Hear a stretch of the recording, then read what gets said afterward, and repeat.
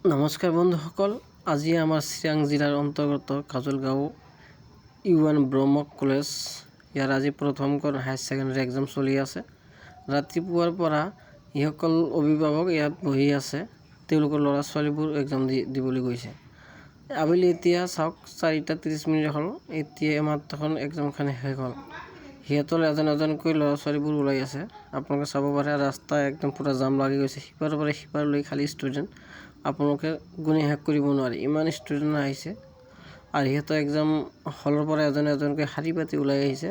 দৃশ্যটো চাই বহুত ভাল লাগিল। এই চাব আপোনালোকে সিমাৰৰ পৰা সিমূৰলৈকে খালী ষ্টুডেণ্ট আৰু ষ্টুডেণ্ট।